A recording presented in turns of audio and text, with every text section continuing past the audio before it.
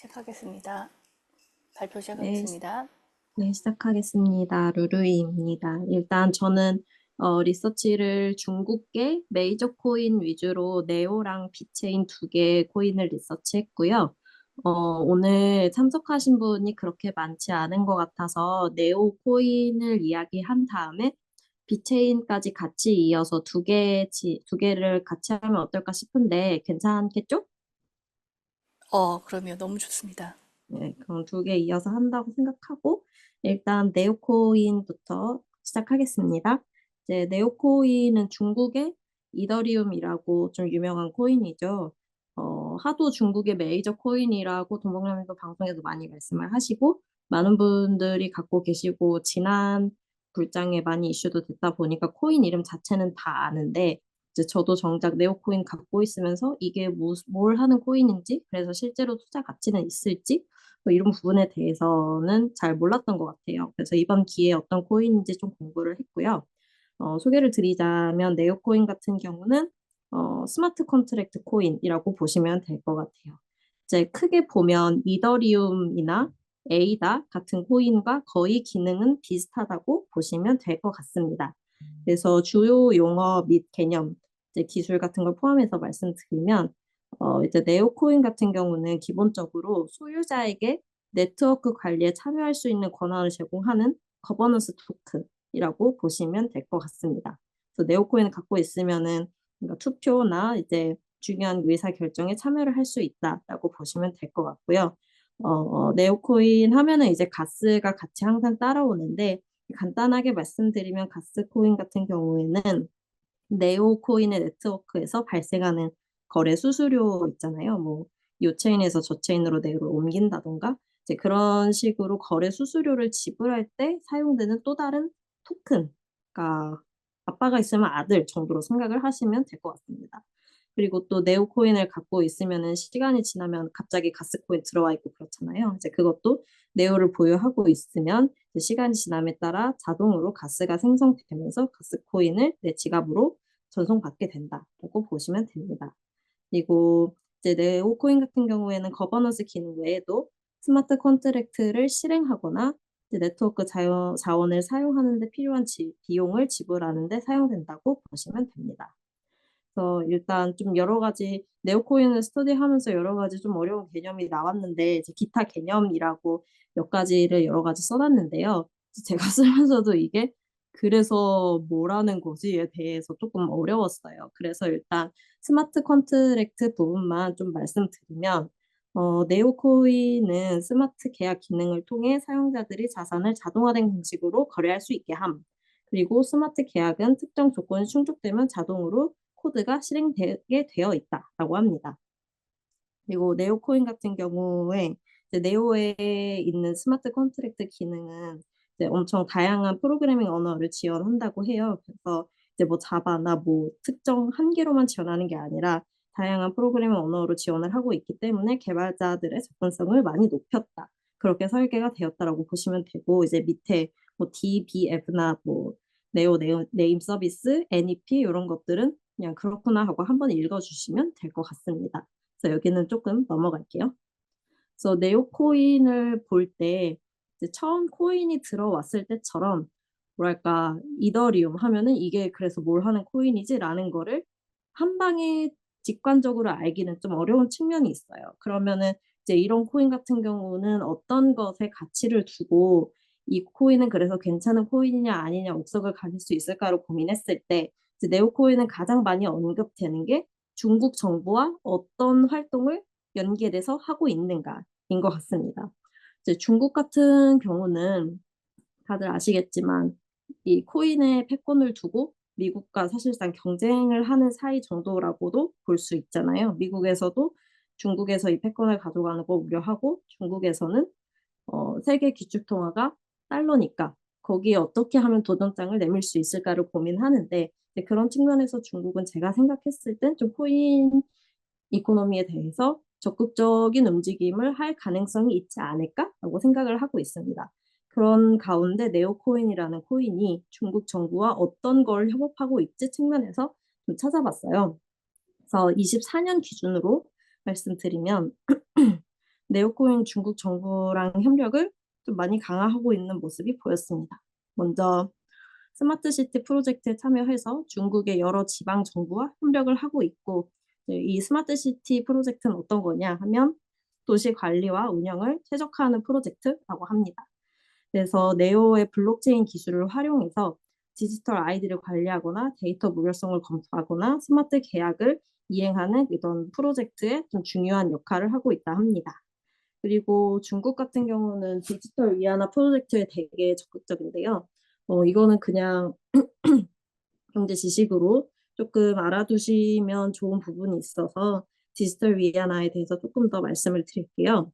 음, 중국이 한 2년쯤 전에 중국 디지털 위안화를 도입을 했고, 그거를 주요 도시에서 활용하기 시작했습니다.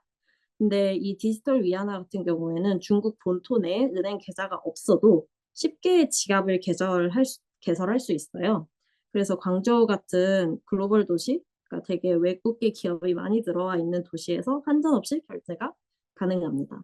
근데 그 중국 경험이 있는 분들은 아시겠지만 중국에서 계좌를 트기는 정말 정말 어렵거든요. 일단 우리나라처럼 가자마자 그냥 개인정보 확인하고 바로 만들어주는 게 아니라 가서 한 뭐 2시간 정도 기다렸다가 거기서 내가 여기에 신원이 확실한 사람이고 나는 이러이러한 일을 하는 사람입니다라는 게 확실히 보증이 되어야 되고, 이제 직장인 같은 경우에는 내가 어떤 회사에 다니고 있다라는 재직증명서를 떼야 되는데 그것을 또 중국 은행에서 하나하나 다 검토를 해야 돼요. 이제 그러다 보니 중국 내에서 계좌를 만드는 게 되게 어렵고, 그것에 대해서 중국도 뭔가 적극적으로 중국 내 계좌를 만드는 걸 풀어줄 생각은 딱히 없어 보이는데, 이제 디지털 위안화를 도입해서 이제 중국 본토의 은행 계좌 없이도 이제 쉽게 중국에서 상거래를 할 수 있다는 이야기인 거죠. 지금 중국 가면 아무도 지폐를 안 쓰고 아무도 카드도 안 씁니다. 그냥 핸드폰 가져가서 위챗페이 화면 보여주면 그걸로 다 거래를 하게 되어 있습니다. 이제 그렇다는 거는, 근데 그 위챗페이라는 거를 개설하려면 중국에 계좌가 있어야 되거든요. 그래서 외국인들은 상당히 그렇게 할 경우에는 불편해지기는 하는데, 이제 중국인 자체가 그런 식으로 핸드폰을 사용한 간단한 상거래를 하는데 별로 거부감이 없고, 그리고 이미 중국인들은 많은 검열의 대상이 되어 있기 때문에 나의 금전 거래가 정부의 그 정보가 그대로 꽂혀도 이제 이 사람들은 그렇게까지 내 자유를 침해한다라고 생각을 하지 않는 것 같아요. 그러니까 위챗페이도 그렇게 열심히 쓰는 거겠죠. 그리고 이 디지털 위안화를 막상 도입을 해보니 사용자 입장에서는 정말 편하단 말이죠. 핸드폰을 갖고 가면 그냥 그 자체로 내가 결제를 하고 그러면은 내 계좌에서 돈이 그대로 빠져나가는 거니까 정말 편하고, 그러면은 이제 카드사도 필요가 없는 거고, 이제 이런 거를 중국에서 도입해서 이미 사용을 하고 있는데, 이제 위챗페이도 쓰고 있고 이제 디지털 위안화도 이미 도입을 한 상태입니다. 근데 이거를 올해 홍콩에도 사용할 수 있게 풀어줬어요.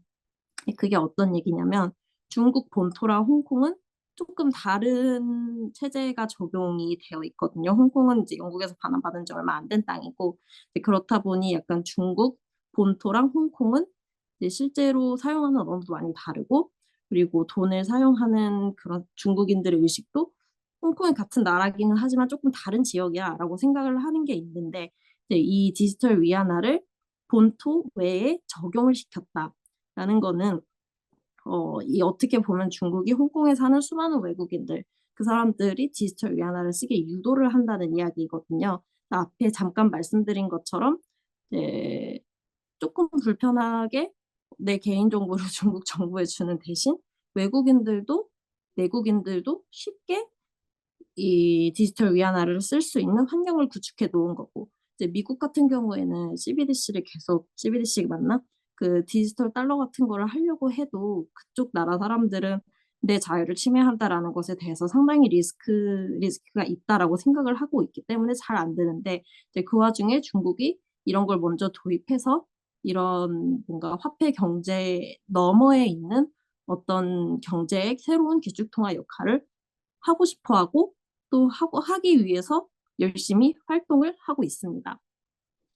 그런데 아직까지는 뭔가 그래서 네오코인이랑 중국의 CBDC랑 어떤 협력 관계가 있냐라고 하면 정해진 협력 관계는 없어요. 그런데 네오코인이 거의 중국계 코인 중에서는 유일하게 이미 중국 정부와 협업을 해서 무언가를 하고 있는 스마트 컨트랙트 기능을 하는 코인이란 말이죠. 그러면 나중에 지금 당장 뭐 네오코인이랑 중국 정부가 무언가를 하고 있다라고 공표된 거는 없지만, 만약에 공표됐으면 네오코인은 벌써 저 문 갔겠죠. 플라이 투 더 문 했겠죠. 근데 아직 그런 게 오픈된 거는 없지만 이미 중국 정부가 네오코인의 기술을 사용하고 있고, 그러면 이게 나중에 중국이 CBDC를 좀 더 정교화하거나 뭔가 업그레이드가 필요할 때 충분히 활용을 할 수 있는 그런 파트너 관계를 만들 수 있지 않을까라고 생각을 하고 있습니다. 장황하게 말씀드렸는데 어, 이미 네오코인은 중국 정부와 무언가 같이 활동을 하고 있고, 그리고 중국 정부의 뭔가 원대한 그런 앞으로 내가 달러를 대체하는 주주통화가 되고 싶어라는 야망이 있는 상태에서 네오코인은 같이 협업하기 되게 좋은 코인이 아닐까라고 생각이 되는 부분이 있고요. 다음으로 이제 그러면은 네오코인 같은 경우에는 경쟁 상대가 없을까라는 부분에 대해서 조금 찾아봤습니다. 근데 기능상으로는 아까 말씀드렸던 것처럼 뭐 이더리움이나 카르다노 요런 코인이 기능적으로는 조금 비슷하지만, 사실 네오코인은 중국 내에서 중국 정부랑 어떻게 스스스에서 잘 살아남을래가 포인트이기 때문에 사실 이더리움 같은 코인을 경쟁자라고 보기엔 조금 어려울 것 같고, 그 비슷한 기능 측면에서는 그래도 중국 시장에서 인지도가 많이 있는 이오스가 좀 더 경쟁자라고 보는 게 적합하지 않을까라고 생각을 하고 있습니다. 그래서 이오스랑 네오랑 장단점을 비교하면 어떤 게 있느냐 하면은, 이오스 같은 경우에는 좀 더 거래 처리 속도가 빨라요. 그러니까 더 대규모 어플리케이션에 좀 더 적합하다고 볼 수 있고, 초당 수천 건의 거래를 처리할 수 있다고 합니다. 그리고 거래 수수료 같은 측면에서도 저는 몰랐는데 이오스가 되게 거래 수수료가 낮다고 하더라고요. 그런데 이오스 같은 경우에는 중앙화 우려, 그러니까 이오스, 저도 잘 구체적으로는 모르지만 이오스 같은 경우에는 블록 생성의 권한을 일부 대형 노드에 집중시킬 수 있는 우려가 있어서 좀 중앙화된 코인으로 봐도 볼 수 있다라는 측면이 있고, 이제 네트워크 안정성 측면에서 이제 성능도 좋고 거래 처리 속도가 빠르기 때문에 그만큼 안정성이 조금 떨어진다고 합니다. 그래서 좀 이오스는 그런 많은 정보를 처리할 수 있지만, 반면 그것 때문에 네트워크가 불안정하다라는 단점이 있을 수 있고요. 이제 네오 같은 경우에는 장점이 어, 디지털 자산 발행 및 관리, 특히 디지털 자산의 법정 프레임워크와 통합이 가능하죠. 그러니까 이미 법적으로 네오코인을 중국에서는 사용을 하고 있다라는 어떤 좀 실물적으로 사용되고 있다라는 측면이 좀 강점이라고 볼 수 있겠고, 또한 중국 정부와 관계가 이미 맺어져 있잖아요. 그래서 중국 정부와의 관계를 통해 어떤 중국 내 블록체인 정책이나 규제에 맞춰져 있고 이미 중국 시장에서 채택이 되고 있고, 추가적으로 미래에 더 채택이 될 가능성도 있다라고 보시면 될 것 같습니다. 그리고 호환성, 아까 지나가면서 말씀드렸던 프로그래밍 언어를 다양하게 지원하고 있기 때문에 네오 플랫폼에서 쉽게 스마트 계약을 작성할 수 있다라는 장점이 있고요. 제 단점은 이제 확장성 측면. 그러니까 이오스처럼 엄청나게 빠른 처리 속도를 제공하는 것이 아니기 때문에 확장성 측면에서 좀 제약을 받을 수 있다라는 부분. 그리고 비슷한 기능을 하는 이더리움에 비해서 상대적으로 개발자가 적고 생태계도 작고, 그래서 참여자의 수가 조금 적고 커뮤니티의 힘이 약할 수 있다라는 부분이 단점이 될 수 있겠습니다. 근데 이제 조금 더 밑으로 내려가서, 하지만 이런 중국의 코인은 그래서 정부랑 얼마나 친한가를 봐야겠죠. 근데 이오스 같은 경우는 중국 정부랑 좀 공식적으로 협력을 하고 있는 게 거의 없어요. 그래서 대체적으로 중국에 있는 기업들한테 조금 그 기술이 채택되고 있는 거는 같지만 정부하고는 딱히 연이 없는 걸로 보인다.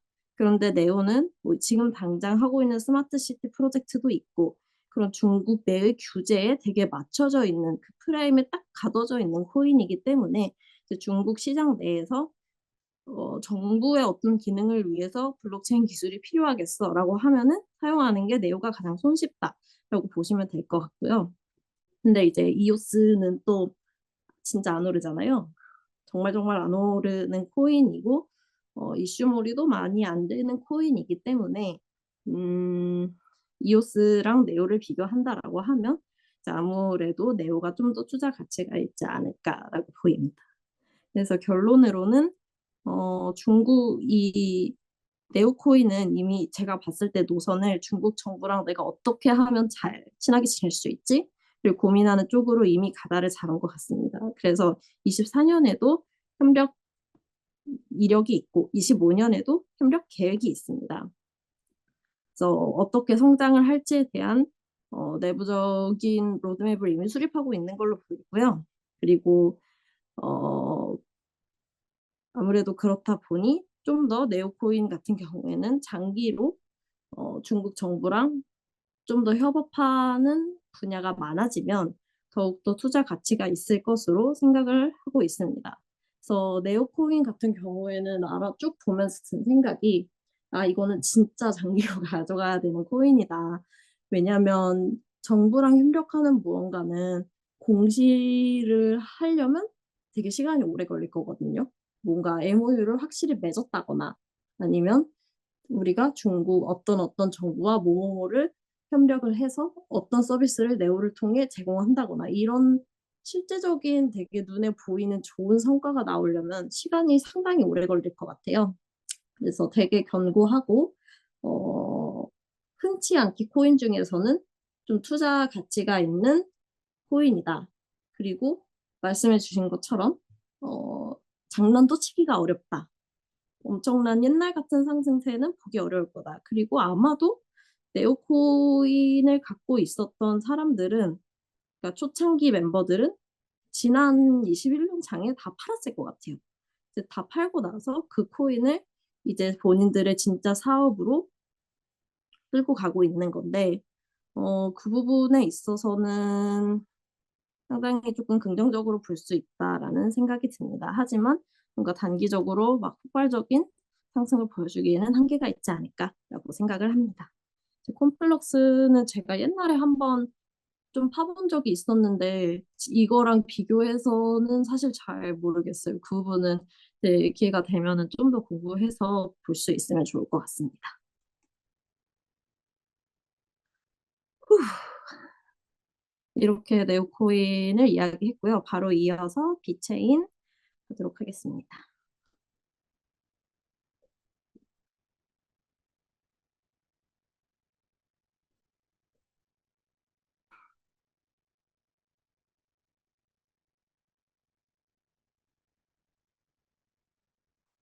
중국 정부에 도전을 할 수 있을 만한 크립토라면은 부정적일 거고, 중국 정부가 좀 더 효율적으로 국민들을 감시하고 트래킹하는 데 도움을 줄 수 있는 크립토라면 긍정적일 수 있을 거라고 생각합니다. 어, 이제 다음에 비체인인데요. 이제 네오코인보다는 비체인이 훨씬 더 직관적이고 이해하기 쉽습니다. 비체인 같은 경우에는 제가 어, 옛날에 21년도 때 좀 열심히 투자를 했었었고, 그러면서 공부도 조금 많이 했었어서, 좀 더 일단 보는데 수월하기는 했고요. 비체인을 간단하게 먼저 소개 드리면, 15년에 설립됐어요. 되게 옛날에 설립된 코인이고, 공급망 관리랑 비즈니스 프로세스 개선을 목표로 한 블록체인 플랫폼이라고 보시면 됩니다. 원래는 이더리움 기반으로 시작했지만 독자적인 블록체인으로 지금은 전환되어 있는 상태고요. 비체인이 그래서 뭘 하는 코인이냐라고 하면 유통망을 생각했을 때 예를 들어 BMW 자동차를 사면 그 안에 엄청나게 많은 부품이 들어가 있잖아요. 그 부품 하나하나에 추적을 할 수 있도록 블록체인 기술을 도입해서 이게 진품이다, 아니다. 뭐 예를 들면 이 자동차에 들어가 있는 엔진 미션은 어디서 만들어져서 몇 년에 어디에서 조립이 돼서 그래서 언제 이 차에 들어갔고 이 차는 언제 팔렸고 그래서 지금 내 손에 있다라는 그 모든 그 상품의 정보를 블록체인으로 트래킹할 수 있게 만들어 놓은 기술이라고 보시면 될 것 같습니다. 어, 일단 여기 주요 용어는 조금 넘어가고요. 그래서 그렇게 생각하시면 돼요. 뭐 명품 같은 거 살 때 특히 중국 같은 경우에는 짝퉁 진짜 많잖아요. 그런데 거기에 이제 어떤 칩이나 그런 거를 넣어놔서 그걸 확인을 하면 그 제품의 모든 이력을 볼 수 있는 거예요. 예를 들면 내가 루이비통 가방을 사서 그걸 보면 뭐 이 가죽은 처음에 어디 어디에서 생산이 돼서 이게 뭐 어느 공장에 들어갔고 그래서 어느 공장에서 이게 조립이 돼서 그래서 지금 이게 어디 어디 백화점에서 팔려서 내 손에 있다라는 거를 설명해주는 코인 그런 기술을 제공하는 크립토라고 생각을 하시면 될 것 같습니다. 음, 그 잠시만요.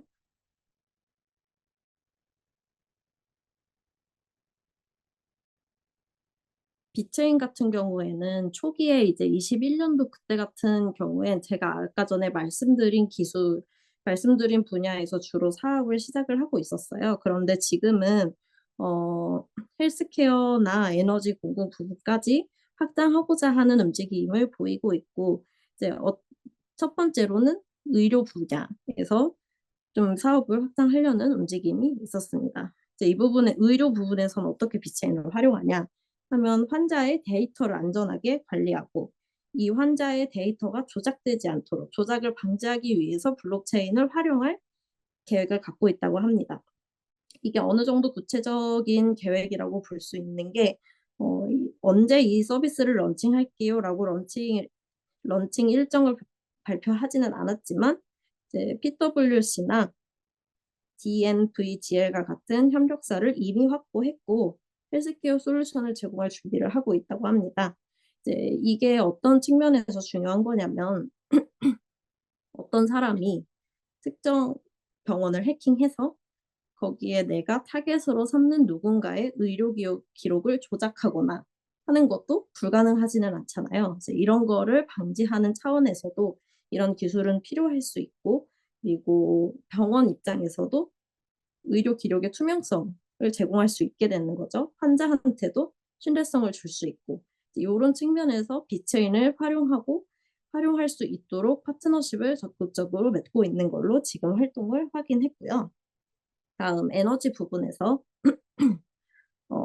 지금 탄소 배출이 되게 핫하잖아요. 탄소 배출 중국에서 의료 관련 사업을 하고 있다고 합니다.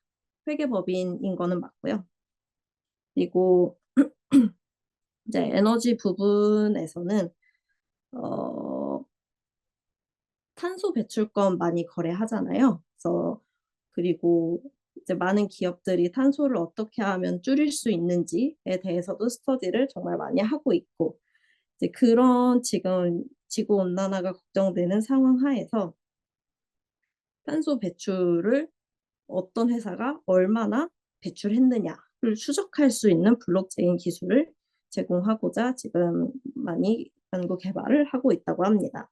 그리고 공공 부분에서는 정부랑 협력을 통해 어떻게 하면은 공공 서비스에서 블록체인의 신뢰성과 수용성을 증대시킬 수 있는지에 대한 계획을 함께 구상 중이라고 합니다. 그래서 이제 중국 정부랑 파트너십을 맺어서 지역 정부랑 협력해서 데이터 추적 및 관리 시스템을 개선할 예정이 있다.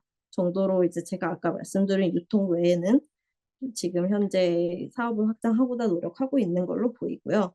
그래서 현재 파트너십 대표적인 곳은 어디랑 하고 있냐 하면 일단 월마트 차이나가 있습니다. 그래서 확인해 본 바로는 월마트 차이나랑 협업이 되게 적극적이고 성공적으로 진행되고 있다고 해요. 그래서 여기 월마트 같은 경우에는 블록체인을 통해서 월마트의 식품 추적 시스템을 함께 구축해서 투명성을 높이고 있다고 합니다. 그러니까 예를 들어 중국 월마트가 어딘가에서 시금치를 공급받아서 그걸 판매하고 있는데 실제로 이 시금치가 그 지역에서 온 게 맞는지 뭐 이상한 시금치는 아닌지 이런 거를 추적할 수 있는 시스템을 함께 구축해서 성공적으로 운영하고 있는 걸로 확인을 했고요. 아까 BMW 잠깐 말씀드렸는데 차량 관리 기록 그러니까 이 차량에 있는 수많은 부품이 어디에서 왔냐, 그리고 이 차량 자체의 기록은 어떻냐. 그러니까 뭐 그런 거 많잖아요. 뭐 거리 조작을 해서 중고차를 비싸게 판다든지, 뭐 사고 기록이 있는데 없는 척해서 차를 판다든지, 그런 거를 방지하기 위해서 BMW랑 꽤 전부터 협업을 해 왔고 지금도 이제 파트너십을 계속 유지하고 있다고 합니다. 그래서 위체인 같은 경우에는 되게 다양한 산업에서 실질적으로 이미 활용이 되고 있고, 이제 월마트 차이나 같은 경우는 소비자들이 그 식품 추적 시스템을 통해서 QR 코드를 확인하면 이게 어디서 왔고, 뭐 무게는 얼마고, 뭐 유통 정보가 어느 루트를 통해서 내 손에 왔는지를 확인할 수 있다고 합니다. 중국은 아무래도 좀 식품에 대한 우려가 많이 있잖아요. 이 식품이 진짜 안전한지, 이게 뭔가 되게 오래되거나 이상한 건 아닌지에 대해서 걱정을 좀 많이 하는데, 그런 부분에 있어서 소비자에게 좀 걱정을 덜어줄 수 있는 서비스를 실제로 제공 중이다라고 보시면 됩니다. 그래서 이제 많은 사례들은 비체인 같은 경우에는 실제로 실생활에서 계속해서 확장 가능성이 있고 실제로 사람들이 활용하고 있고, 어떻게 하면은 이 복잡한 공급망에서 데이터 신뢰성을 보장하는데 도움을 줄 수 있을까 측면에서 이제 많은 솔루션을 제공하고 있는, 실제로 일하고 있는 오래된 코인이다라고 보시면 됩니다. 네, CEO에 대해서도 알아봤는데요. 비체인의 CEO는 써니 루라는 사람이라고 해요. 이제 이 사람 같은 경우에는 어, 루이비통 차이나의 최고 정보 책임자로 근무한 경력이 있다고 합니다. 그러니까 이 사람 같은 경우는 그거인 거죠. 내가 루이비통 차이나에서 일을 해보다 보니 블록체인 기술을 활용해서 이 부분에서 실제로 내가 사업을 했을 때 성공적일 수 있겠다라는 본인의 그런 커리어를 바탕으로 비체인이라는 거를 구상한 것으로 보이고, 이제 이런 경험을 통해서 이 사람은 중국 내에서 되게 좋은, 혹할 수 있는 상대방, 파트너를 확보를 한 걸로 보입니다. 내가 이런 정보, 내가 이런 비체인이라는 회사를 세워서 내가 지금 이런 서비스를 제공할 수 있습니다라고 자기가 아는 수많은 파트너한테 제안을 했을 거고, 그중에 실제로 같이 일한 게 월마트나 BMW 이런 회사가 되는 거죠. 그래서 코인 관련한 CEO들을 검색해 보면 되게 애매한 경우가 많아요. 뭐 어느 회사에서 일했는지도 모르겠고 이런저런 회사에서 일했다고는 써 있는데 뭔가 되게 딱 봐도 유명해 보이는 곳은 찾기 사실 힘들기도 하고. 근데 이렇게 뭐랄까 백그라운드가 탄탄한 사람이 만든 회사라면 한탕하고 빠질 것 같은 프로젝트는 아니다라고 보는 게 맞을 것 같고요. 그리고 정보 협력, 중국 코인에 있어서 가장 중요한 정보 협력 부분을 보면 어, 이미 중국에서 정말 많은 대기업들과 협업을 하고 있고, 어쨌든 중국 정부에도 한 달이 걸쳐 있다라는 거는 이제 이 코인이 중국 시장 내에서 조금 살아남을 수 있는 어떤 근거를 확실히 마련한 게 아닐까라고 좀 보이는 부분이 있고요. 중국 같은 경우는 블록체인 기술에 대해서 관심은 되게 많이 있지만 이제 암호화폐는 되게 규제가 엄격한 편이에요. 그러니까 뭐랄까 규제를 확실히 해놓고 자기네들이 만들어 놓은 틀 내에서 서비스를 제공하는 게 아니면 되게 적대적으로 본다는 말이죠. 근데 비체인 같은 경우에는 비체인을 사오신 분은 알겠지만 비체인 사면 BTHO라는 토큰을 지급해 주거든요. 그래서 비체인 같은 경우에는 비체인 자체에서 제공하는 서비스는 합법적인 테두리 내에서 하고, 조금 캥길 수 있는 부분은 이중 토큰을 활용해서 좀 분리할 수 있는 법률망을 잘 피하고 있다. 되게 영리하게 경영을 하고 있다라고 보시면 될 것 같습니다. 그래서 잠시만요.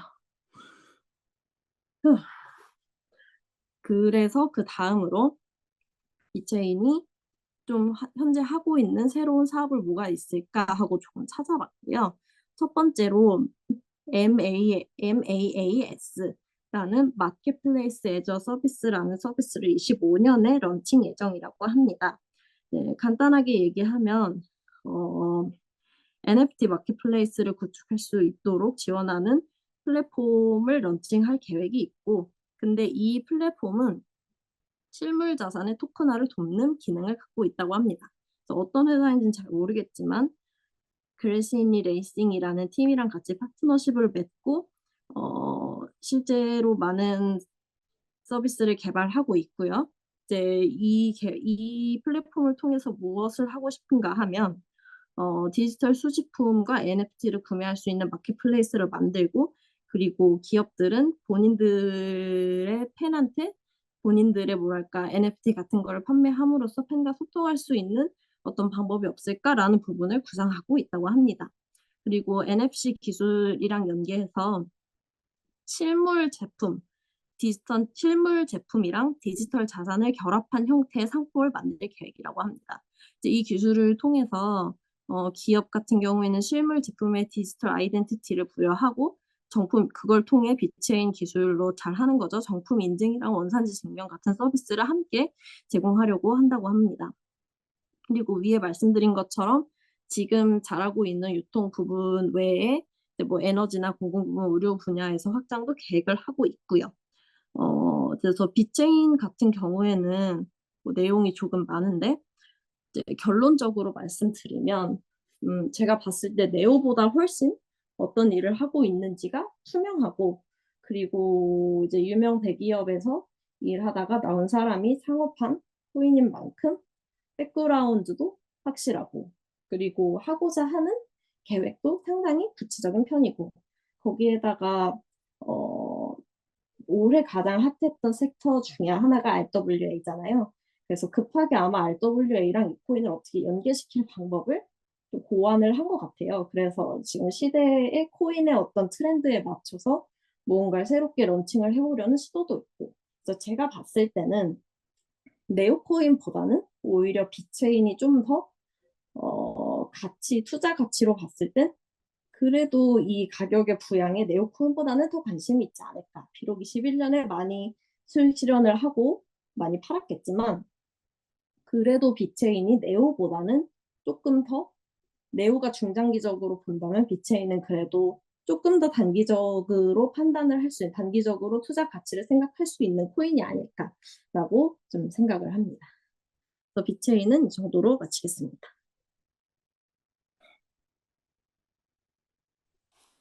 감사합니다. 너무 자세하게, 감사합니다. 자세하게 할 잘 설명해 뻔했어요. 주셔서, 네. 비체니, 네, 그래서 저 감사합니다. 지금 네오가 훨씬 많은데 음, 조금 반반해서 네오 반 비체인 반 이렇게 갖고 있는 게 낫나? 이런 생각도 좀 많이 들더라고요. 네네. 참고하시길 바랍니다. 너무, 너무 좋은 자료 감사드립니다. 와, 정리하느라 고생 많으셨습니다. 네, 감사합니다. 다음은 엘리펀님께서 체인 링크 주실게요.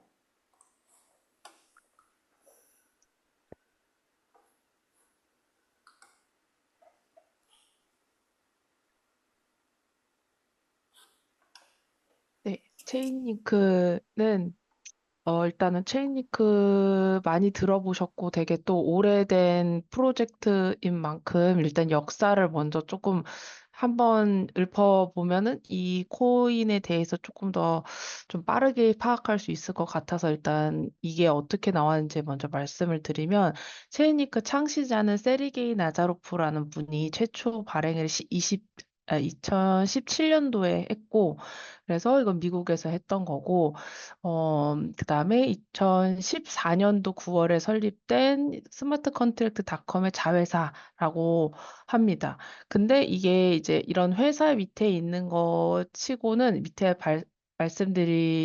다시 말씀드리겠지만 우리가 이렇게 흔하게 알고 있는 탑티어 투자자는 딱히 없는 프로젝트예요. 그 밑에 가서 좀 다시 말씀드리고 그래서 이거는 지금 17년도에 코인이 10억 개가 발행되기로 했는데 지금 한 80% 이상이 거의 다 이제 시장에 나온 상태인 프로젝트이고 그래서 얘는 지금 주요한 내용으로는 스위프트와 협력을 하고 있어요.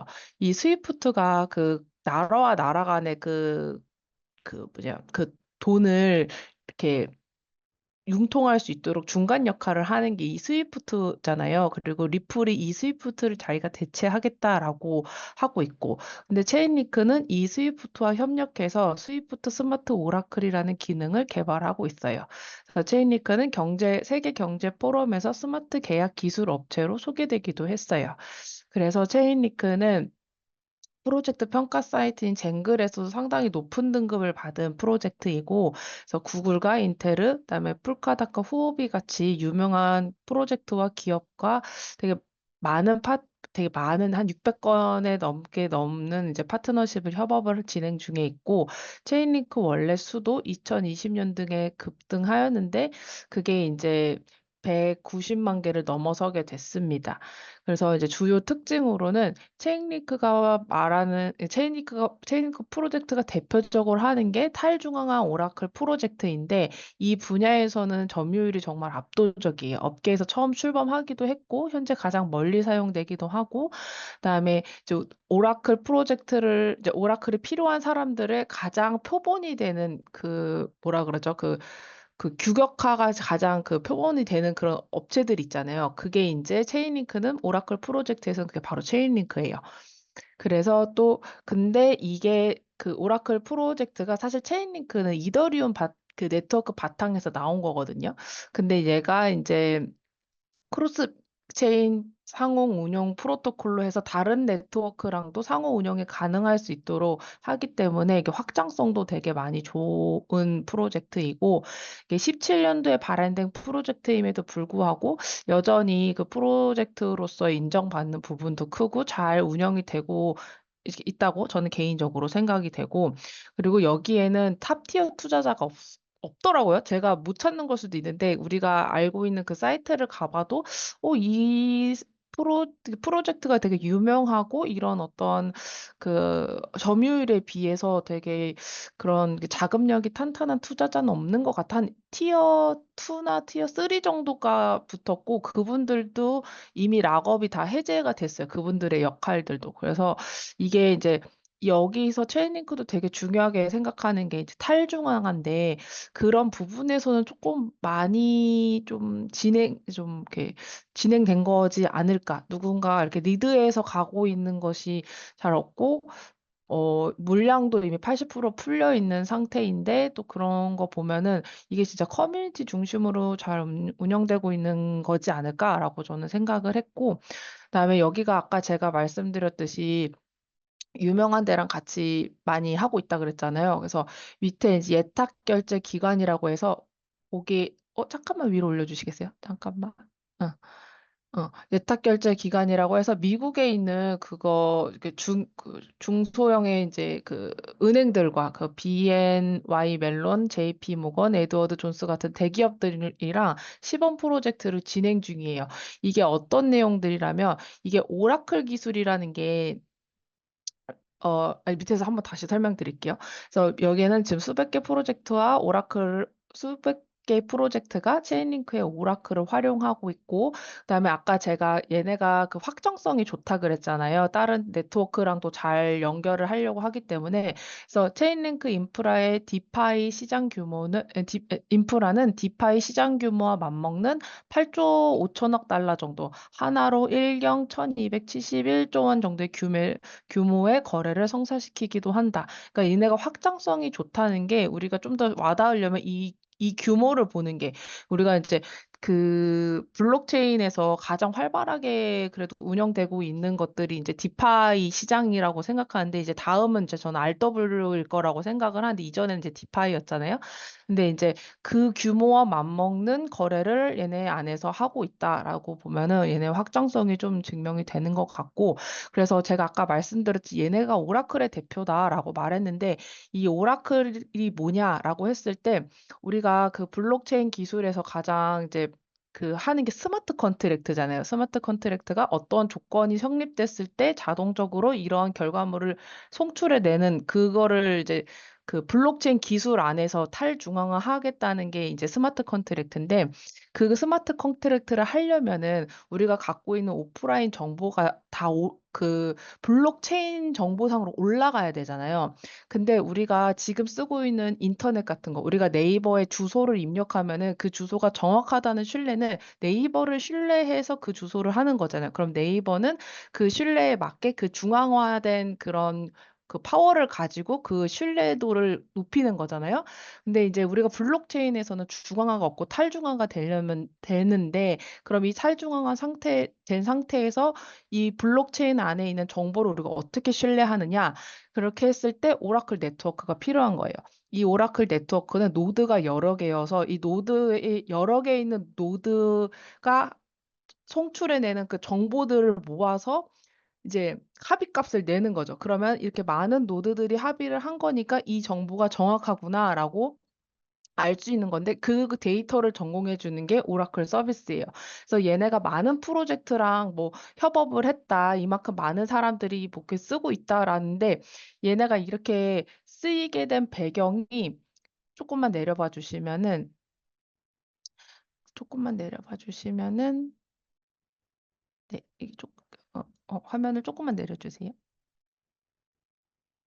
어, 엥? 잠시만요. 이게 지금 네네네. 연결이 좀 잘 안 돼가지고. 아, 네네. 그럼 그 말로 좀 더 설명을 할게요.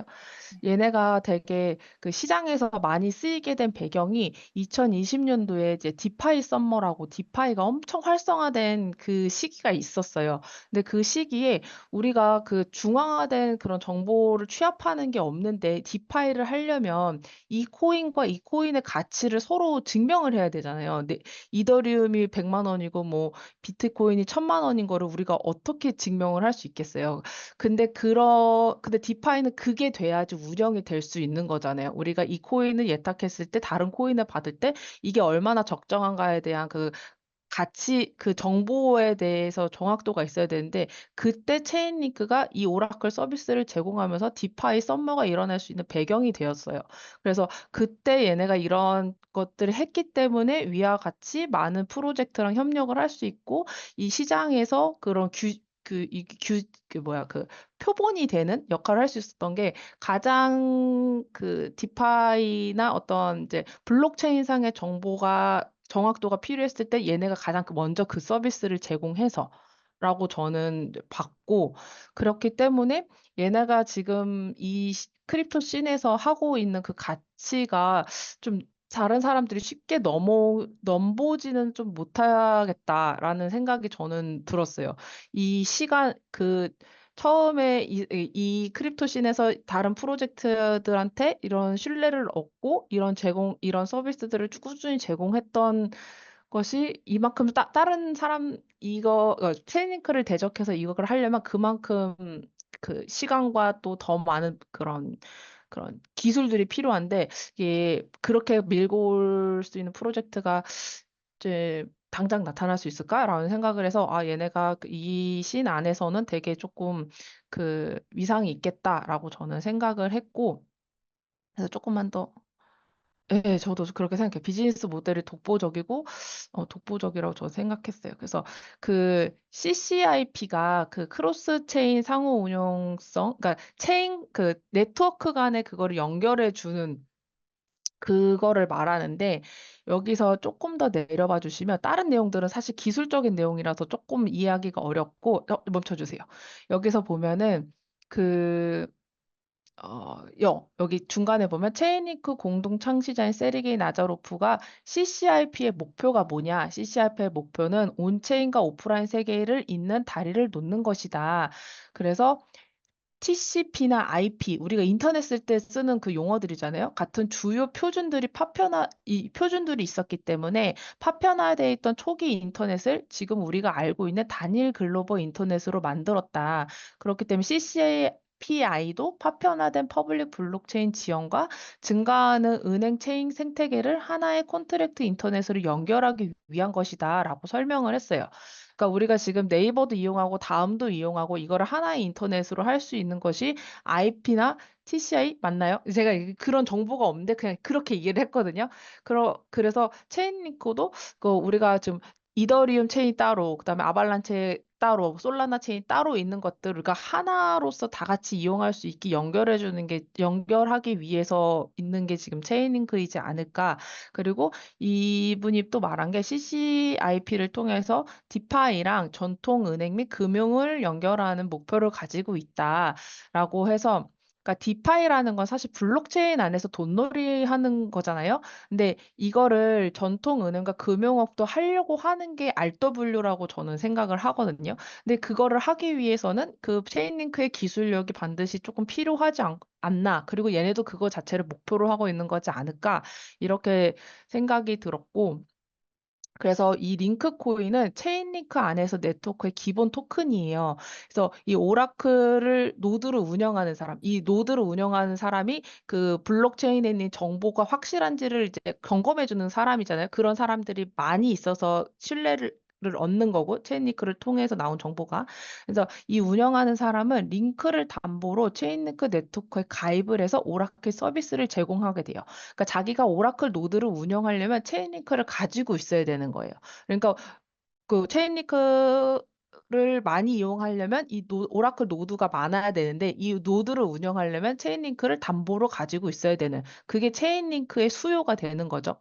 그렇 어 그렇 그렇게 이해하시면 될 것 같고, 그래서 창시자는 세르게이 나자로프고, 저는 오래된 프로젝트를 볼 때 약간 제일 좀 눈여겨보는 게 얘네가 개발을 꾸준히 하고 있는가가 되게 중요하게 보거든요. 새로 나온 것들은 아주 스토리가 신선하니까 먹히는데, 오래된 프로젝트는 사실 스토리인지 모두 다 알고 있고, 그걸 얼마나 현실로 구현하기 위해 이제 애쓰고 있느냐가 이 프로젝트의 현재 가치라고 저는 생각하는데, 그래서 개발이 얼마나 잘 되고 있는지를 눈여겨보는데, 그래서 그렇게 여기에는 첨부 못했는데 깃허브에서 봤을 때도 그래도 꾸준히 어떤 정보들이 업데이트 되는 모습들이 있었고, 또 지금 여기 화면에 보이는 거로는 크립토 브로커를 통해서도 이게 그러니까 프로젝트가 얼마나 그러니까 활동을 했는지, 개발 활동을 했는지에 대한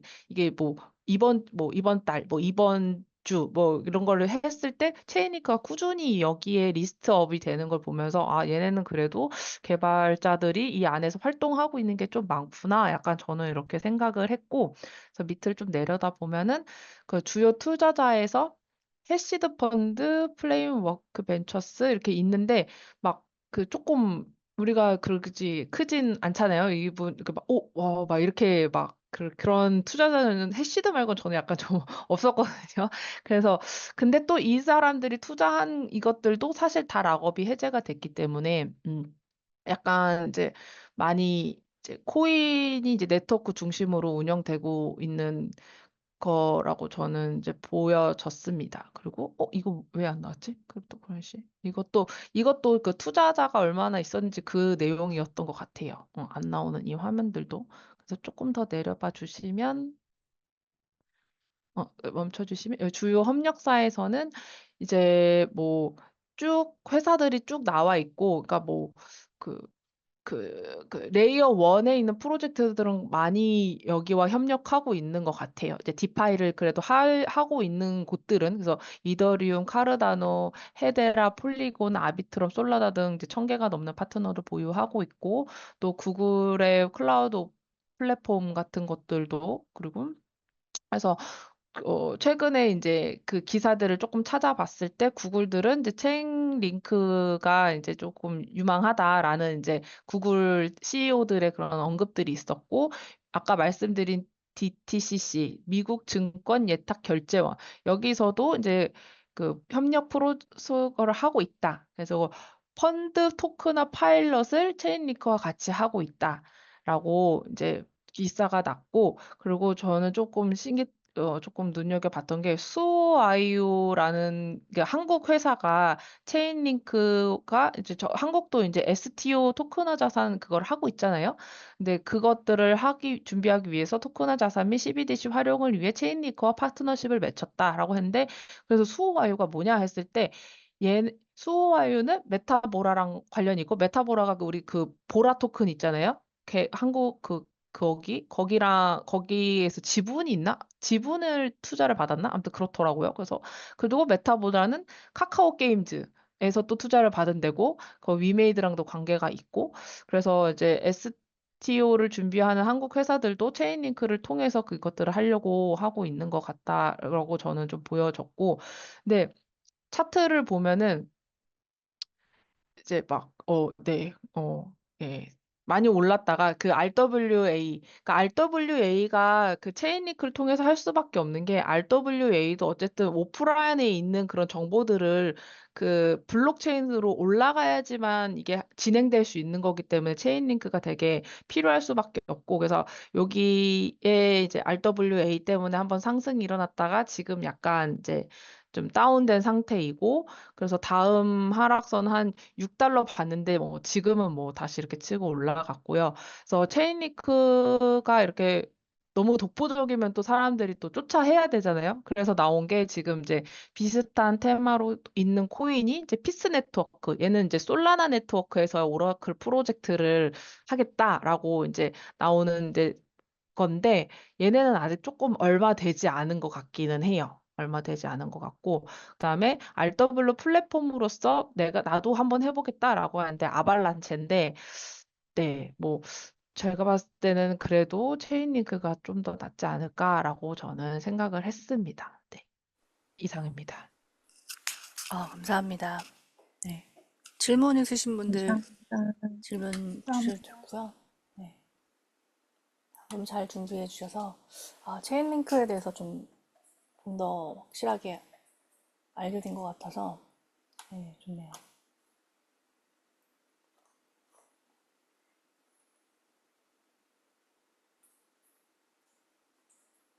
네, 다음은 네, 타짜님 BNB 코인 발표해 주시겠습니다. 네, 장입니다.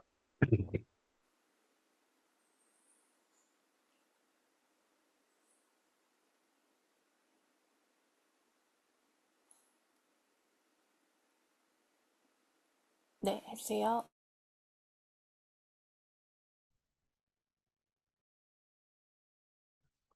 들리시나요? 네, 안 들려요. 들리세요? 네, 아, 네네. 지금 들려요. 네.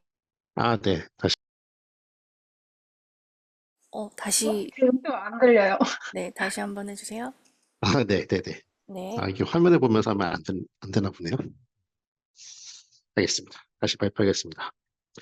그 BNB 코인에 대해서 발표할 건데, 저는, 좀 간단히 조사해서 빠르게 진행하겠습니다. 일단 BNB 코인은, 빌드 앤 빌드의 줄임말이고, 다들 아시겠지만 세계 최대 규모 거래소인 바이낸스에서 발행한 플랫폼 토큰입니다. BNB가 그 바이낸스 비콘 체인이랑 바이낸스 스마트 체인이라는 두 개의 체인이 있는데 이 두 체인의 네이티브 토큰이고요. 론칭했을 초기에는 그 이더리움 블록체인의 그 ERC 체인이 기반이었는데 이후에 자체 블록체인 플랫폼인 BC를 론칭했고 그 이후에 그 스마트 컨트랙트 기능이 있는 그 BSC 그 바이낸스 스마트 체인을 별도로 출시해서 운영하고 있습니다. 참고로 이제 최근에 이제 BC 체인이랑 BSC 체인의 듀얼 체인을 하나로 통합하는 이제 BNB 체인 퓨전 로드맵을 발표해서 그 비콘 체인은 없어지고 스마트 체인만 남을 예정이라고 합니다. 그 그림을 하나 보시면 그 BNB 그러니까 BNB의 구조라고 할 수 있는데요. BNB가 이제 그 BNB 비콘 체인이랑 BNB 스마트 체인이라는 두 개의 체인이 지금 현재 존재하는데 BNB 비콘 체인 같은 경우는 이제 스테이킹이랑 거버넌스를 주로 하는 그 레이어고요. 그다음에 BNB 스마트 체인 같은 경우는 그 EVM 그 호환성이랑 그 스마트 컨트랙트에 최적화된 이제 레이어라고 보시면 됩니다. 그리고 이제 이 그 롤업이 있는데요. 지금 제가 알기로는 이제 BNB 같은 경우는 초당 100건의 거래를 처리하는 속도를 갖고 있는데 이제 뭐 예를 들면 옵티미즘 롤업을 쓰는 경우에는 뭐 4,000건, 초당 4,000건까지 이제 그게 확장이 되는 그런 형태이고요. 지금은 그 옵티미즘 롤업이랑 여기는 그 제로 날리지 롤업도 같이 써 있는데 제로 날리지 롤업 같은 경우는 아직 테스트 중인 걸로 알고 있습니다. 다음에 그 탈중앙화 데이터 스토리지 네트워크라고 해서 BNB 그린필드도 같이 있습니다. 이런 구조로 되어 있고 BNB의 합의 알고리즘은 그 위임 지분 권한 증명이라는 방식인데요. 기본적으로 이제 속도를 빨리 하기 위해서 그 말하자면 블록을 생성하는 이제 그 블록 생성자는 검증자라고 하는데 이 검증자를 제한된 숫자로 해서 제한된 그 검증자들이 블록을 생성하고 그러니까 이 사람들한테 이제 권한을 위임하는 거죠. 근데 그 권한을 위임하는 방식은 스테이킹 기반의 거버넌스 투표를 통해서 검증자를 선정하는 그런 방식이라고 합니다. 그럼 BNB는 최대 2억 BNB를 발행한다고 백서에 써 있는데 실제로는 2억 200만 개가 발행이 됐고 그거는 아마 그 2년 전인가 아마 해킹 사건이 있어서 200만 개가 추가 발행되는 사건이 있었는데 이제 그것 때문에 2억 200만 개까지 발행이 됐었고 그 이후에 이거를 1억 개까지 소각하는 방식으로 이제 소각을 하고 있고요. BNB 같은 경우는 이제 자동 소각 프로세스라고 해가지고 분기별로 자동 소각하는 메커니즘이 있고 또 이제 가스비를 통해서 실시간으로 소각하는 메커니즘이 있고 이 두 가지 소각 메커니즘이 있는데 그 분기별 자동 소각 같은 경우는 지금 2024년 2분기까지 28번 분기 자동 소각을 했고 분기별로 자동 소각되고 있는 소각량은 뭐 164만 개 정도가 분기 소각되고 있습니다. 이 분기 소각량의 공식을 보면 그 분기에 생성되는 블록 수랑 비례하고 가격에 반비례하게 되어 있는데요. 그러니까 그 분기에 생성되는 블록 수가 일정하다고 하면 가격이 올라가면 올라갈수록 그 소각되는 양이 줄어들고 가격이 떨어지면 더 많이 소각되는 방식으로 되어 있습니다. 그다음에 BNB 가 3개월마다 그러니까 분기마다 이렇게 소각돼서 최종적으로는 1억 바이낸스 그러니까 BNB까지 소각이 될 거고 이런 속성 때문에 디플레이션 속성이 있다고 말할 수 있을 것 같습니다. 그리고 소각이 반영돼서 현재 총 발행량은 1.46억 개 정도 되고요. 앞으로 4,600만 개가 더 소각될 예정입니다.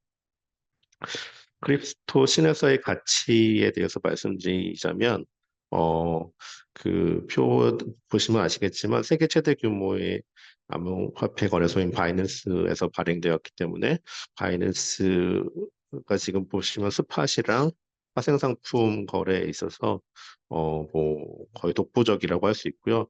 예를 들면은 스팟 거래 같은 경우는 2위인 코인베이스하고 비교했을 때에도 트레이딩 볼륨이나 유동성 방문자 수 등이 압도적인 것을 아실 수 있습니다. 그다음에 BNB 코인 같은 경우 시총이 지금 어, 그 잠시만요. 어, 86208 100만 달러니까 이게 지금 9월 23일 기준인데요. USDT를 그러니까 스테이블 코인인 USDT 제외하면 비트코인, 이더리움에 이어서 3위 정도 규모의 시총이고요. BNB 코인의 사용처는 거래소 일단은 이 거래소 토큰이다 보니까 거래소 수수료 할인에 이용되고 점점 그 사용자 확대돼서 지금은 뭐 거버넌스에 참여하거나 거래소 수수료 할인, 뭐 덱스나 어, 스마트 체인 수수료, 거래 수수료 지불, 그다음에 그 런치패드 토큰 세일 같은 데 참여할 수 있는 기능도 있습니다. 또 이제 BNB를 스테이킹해서 네트워크 보안이나 뭐 운영에 기여하고 보상을 받을 수도 있고 온오프 라인에서 결제나 지불 수단으로 활용되는데 예를 들면 뭐 호텔 예약 서비스라든지 뭐 디파이 금융 뭐 이런 다양한 플랫폼에서 결제를 할 수 있다고 합니다. 다음에 온체인 데이터를 한번 봤는데요. 일단 그 일일 활성 주소수랑 가격을 봤는데 활성 주소수 같은 경우는 그렇게 많이 증가하지 않은데도 불구하고 최근에 가격이 많이 올라와 있는 상태더라고요.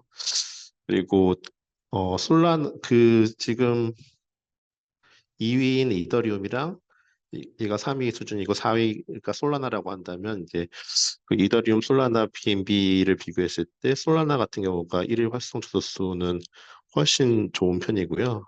BNB랑 이더리움 뭐 비슷한 수준인 것 같습니다. 다음에 덱스 트레이딩 볼륨 같은 경우도 활성 주소수 대비해 가격은 많이 올라와 있는 상태고, 그러니까 트레이딩 볼륨에 대비해서 가격은 많이 올라와 있는 상태고요. 그다음에 일일 트랜잭션 수 같은 경우도 솔라나가 압도적으로 많은 편입니다. 다음 수수료 같은 경우는 이더리움이 좀 많고 BNB랑 솔라나는 비슷한 걸로. 그래서 온체인 데이터를 봤을 때는 어, 어, 최근에 가격이 온체인 데이터에 비해서 좀 올라와 있는 상태가 아닌가라는 생각이 들었습니다. 그다음에 최근 뉴스 같은 경우는 뭐 다 아시겠지만 CG 창펑자오가 감옥 갔다가 미국에서 29일에 석방될 예정이라는 뉴스가 있고요. 그다음에 메인넷에서 뭐 하드포크 진행 예정이고, 그다음에 뭐 가스비 없는 스테이블코인 송금 서비스를 출시할 거라고 발표를 했고요. 그다음에 리스테이킹을 할 거다라는 예고도 있었습니다.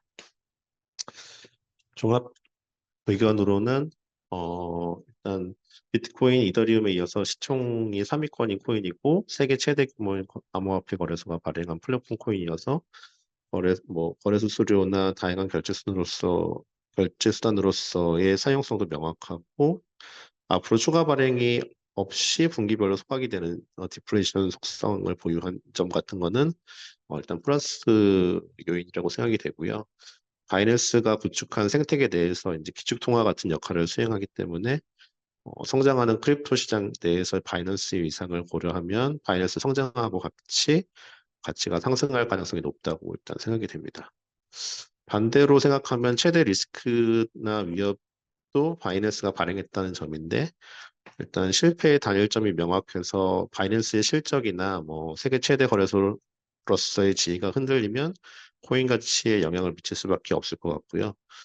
또 바이낸스는 창펑자오라는 사람이 이 중심이 되기 때문에 창펑자오가 구속되는 뉴스만으로도 가치가 흔들릴 수밖에 없고 탈중앙화 정도가 상당히 낮은 걸로 보입니다. 또 유명 거래소가 해킹되거나 뭐 내부 부정 같은 걸로 무너지는 사례도 많았기 때문에 그런 리스크는 존재한다고 생각이 됩니다. 이상입니다. 아, 감사합니다.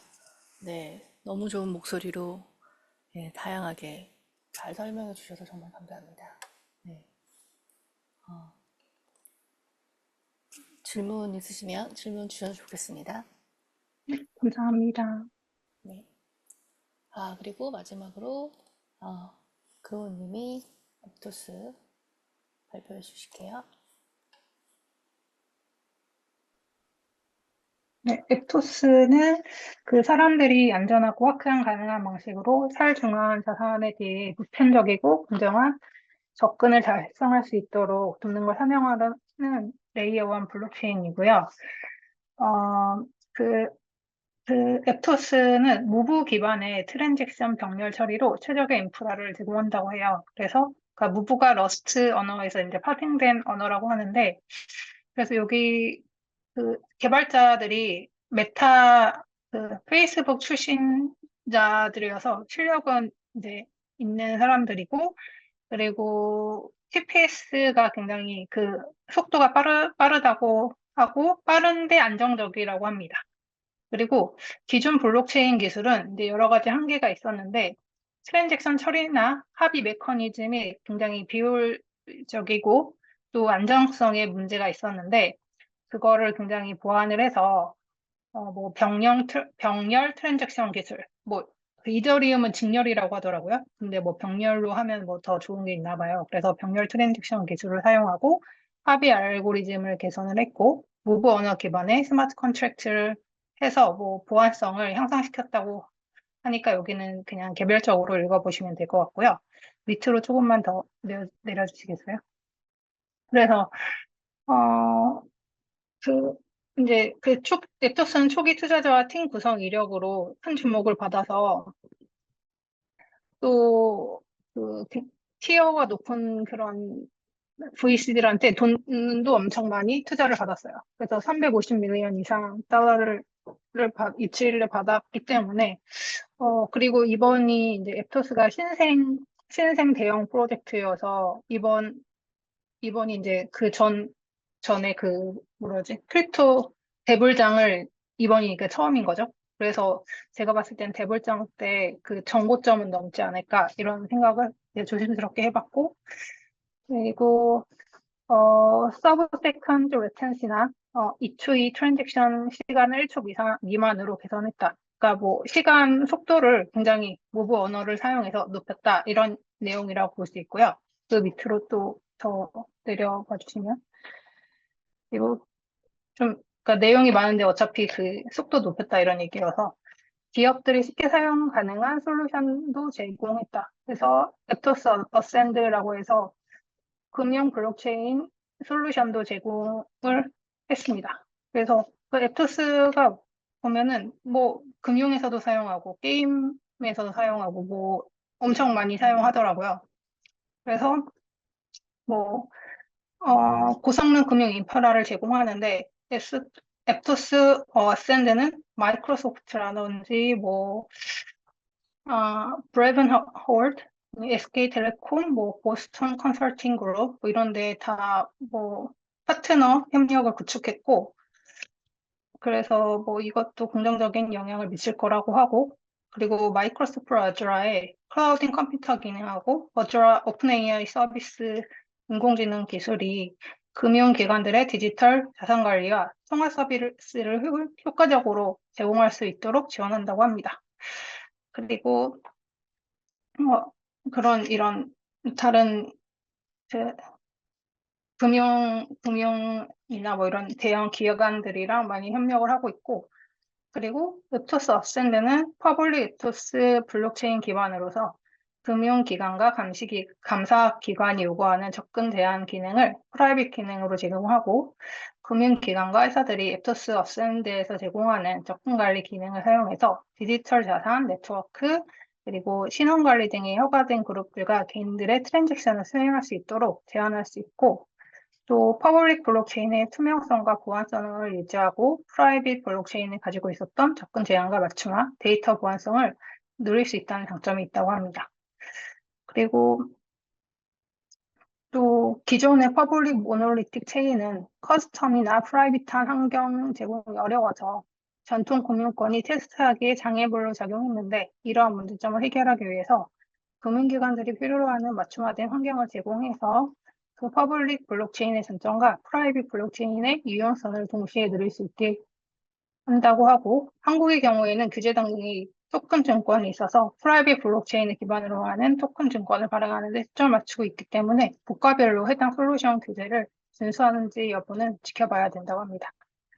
그리고 뭐 고급 그 KYC 및 AML 그 고객 신원 확인이나 자금 세탁 방지 프로토콜을 내장해서 금융기관이 글로벌 규제 환경에서 운영할 수 있도록 지원을 해주고 또 영지식 증명 기술을 사용해서 사용자와 트랜잭션의 세부 정보를 안전하게 보호할 수 있다고 합니다.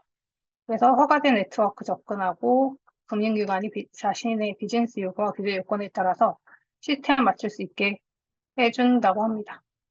그리고 이거 디지털 어셋 스탠다드 온체인 랜덤니스를 포함한 무브 언어의 도구들. 이거는 아무튼 그 코딩 어떤 기술을 사용해서 앱토스를 만들었는지에 대한 내용이고요. 그래서 뭐 러스트에 기반한 무브 언어나 타임스크립트, 파이썬, 러스트, 유니티, 고 같은 프로그램 언어를 사용해서 앱토스를 만들었다 뭐 이런 내용인 것 같고요. 그래서 이거는 그냥 기술적인 내용이니까 넘어갈게요. 그리고 소셜 로그인 수수료 대신 지불과 같은 스미스한 UX 개발 가능.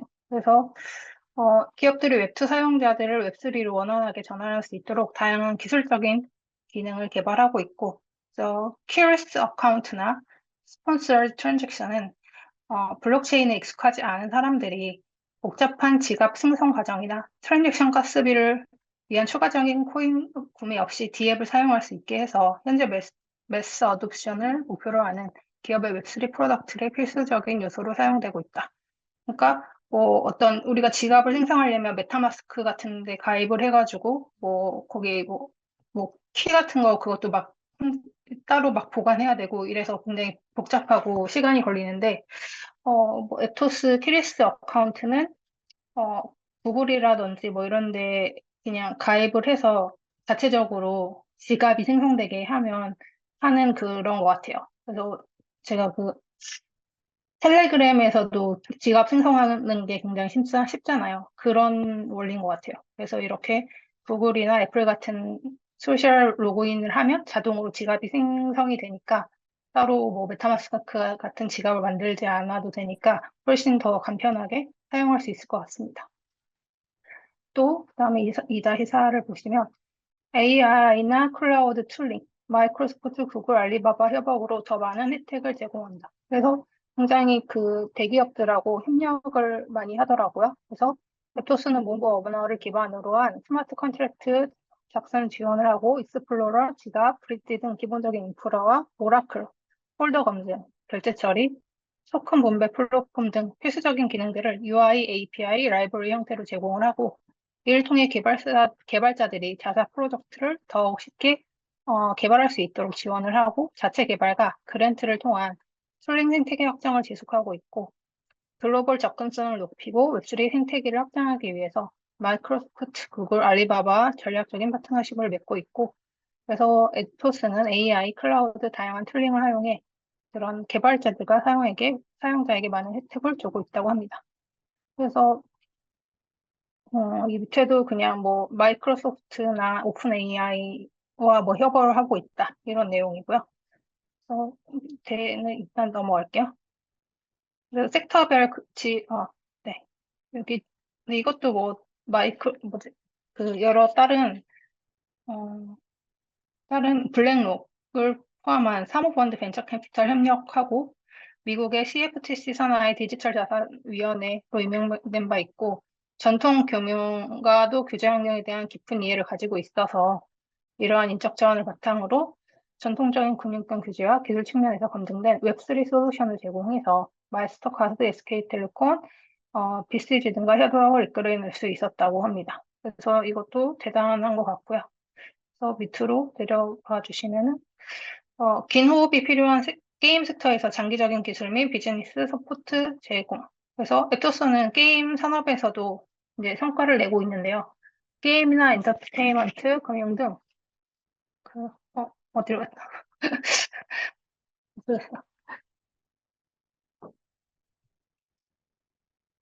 네. 어, 그, 그래서 여기서 게임 섹터에 대한 접근이 아까 엔터테인먼트, 금융 등 다양한 분야의 어도션을 목표로 하고 있고 게임 섹터에 대한 접근이 인상적인데 앱토스에 따르면 전 세계 인구의 40%가 게임 플레이어이고 웹3는 새로운 세계의 디지털 네이티브를 경험할 수 있게 제공해주는 특별한 솔루션이고 웹3 게임 등은 플레이어가 좋아하는 게임 속 대규모 경제에서 몰입도 높고 투명하게 상호 운영 가능한 경험을 만들고 자산 이동성에 대한 기존 게임 시장의 문제점을 해결할 수 있는 점에서 큰 장점을 지니고 있다고 합니다. 웹3 게임은 다른 분야보다 더 많은 온체인 활동이 이루어지기 때문에 게임 개별 트랜잭션이 얼마나 빠르게 체인상에서 확정될 수 있는지가 체인 선택에 중요한 영향을 미치는데 앱토스의 합의 알고리즘 개선을 통해서 속도가 매우 빠르고 또 전 세계에서 실시간으로 일어나는 많은 거래를 감당할 수 있고 1초 이안에 E2E 거래 확정 시간을 제공해서 사용자 경험을 대화하고 개발자에게 무버 언어 툴링과 유니티, 언리얼 엔진 등 게임 엔진과 블록체인과 연동되는 SDK 제공해서 게임 개발 생산성을 크게 향상시킨다고 합니다. 그래서 이거 밑에도 그냥 뭐 게임 관련 얘기고 그래서 매스 어둠션을 목표로 장기적 관점에서 리테일 및 컨슈머 기업 온보딩 에토스는 최대한 많은 사람들이 블록체인을 쉽게 쓸 수 있게 하는 것을 목표로 하기 때문에 단순한 인프라 제공을 넘어서 실제 컨슈머 베이스의 프로덕트를 많이 온보딩하고 있고, 에토스의 심리스한 웹2 유저 온보딩과 좋은 체인 퍼포먼스, 다양한 개발 툴링과 지원으로 글로벌 기업들이 에토스를 선택을 하고 있죠. 더 많은 기업들과 협업을 하고 있고, 어, 협업을 하고 있다는 걸 알 수 있고, 그리고 3-4로 넘어갈게요. 그래서 서울 오피스도 신설을 했다고 합니다. 그러니까 에토스는 한국 시장을 중요한 전략적 거점으로 삼고자 하고, 먼저 팔로알토와 뉴욕에 이은 세 번째 오피스를 서울에 설립할 예정이라고 했고, 한국의 지원수가 원래 1명이었는데 3명으로 증가를 시켜서 국내 지원 인력을 대폭 확충했다고 하는데, 뭐 1명이나 3명이 많은 건가 했는데, 이게 뭐 블록체인에 비해서 뭐 상당한 인력 확장이라고 하네요. 그리고 사업 개발 담당자 외에도 파트너 석세스 매니저와 파트너 소프트웨어 엔지니어가 포함돼서 한국의 앱토스 기반 프로젝트 사업적 기술적으로 충분한 지원을 받을 수 있게 했다고 합니다. 그리고 앱토스의 2024년 그 2분기 온체인 데이터를 보면, 앱토스의 2분기 온체인 데이터는 토큰 성과, 네트워크 활동, 보안, 생태계 등 여러 지표에서 두드러진 변화를 보였고, 토큰 성과 부분에서는 7.1달러로 전분기 대비 57% 하락했고, 시간 총액도 54% 감소했고, 뭐 알트코인이 다 그 안 좋았으니까 그렇게 됐고, 네트워크 활동 분야에서는 436만 건으로 473% 급증해서 활발한 네트워크 활동을 보여주었고, 1위 활성 주소도 13만 몇 개로 15%, 거의 15.6% 증가했고, 총 가치 TVL은 3억 7,376만 달러로 23% 감소했지만, 이는 토큰 가격 하락으로 그렇게 된 거라고 합니다. 그래서 보안 부분에서는 검증자 수가 140명으로 3.7% 증가했고, 그래서 네트워크 안정성이 유지되고 있고, 또 스테이킹된 aptos의 수량은 8억 뭐 거의 9억 정도로 0.2% 감소했고, 생태계 부분에서는 1일 덱스 거래량이 27밀리언 달러고 162% 정도 증가해서 거래량이 활발하다는 것을 나타내고 있습니다. 그래서 이건 여태까지는 조금 베어 마켓이어서 가격이 내려간 것 같고, 최근에 보면은 조금 상승을 했더라고요. 그래서 지금 이제 불장에 가는 길목에 있으니까 앞으로는 더 올라가지 않을까 생각이 들었습니다. 그래서 앱토스는 트랜잭션 속도를 1초 미만으로 제공해서 아무튼 타 모놀리틱 체인 대비 성능이 우수하고, 금융에서도 하고 게임, 리테일 등 다양한 섹터에서 많은 기업을 온보딩하고 있고, 많은 그 대기업들과 파트너십을 맺고 있고 실제로 뭐 많이 하고 있는 것 같아서, 제 개인적인 생각으로는 그래도 그 불량 때 오르지 않을까라는 생각을 했습니다. 네, 여기까지입니다. 네, 많은 양 발표해 주셔서 감사합니다. 네, 앱토스가 이런 코인이었던 감사합니다. 거를 오늘 좀 자세하게 알게 된 것 같고, 3월하고 가격 비교해 보면은 3월에 제가 기록을 보니까 19,870원 정도에 업비트에서 거래했던 흔적이 있는데, 지금은 이제 10,000원, 1,420원 정도네요. 네, 감사합니다. 네. 더 질문 없으시면 오늘 저희가 스터디하고 발표한 코인들 스터디를 마치도록 하겠습니다. 모두들 수고하셨고요. 예, 이렇게 또 알고 있다고 생각했던 코인들에 대해서 다시 한번 이렇게 주요 개념들과 어떤 가치를 지니는지 이게 설명을 들으니까 좀 이렇게 더 깊이 있게 알게 되는 것 같아서 너무 좋습니다. 네, 감사합니다. 감사합니다. 감사합니다. 감사합니다.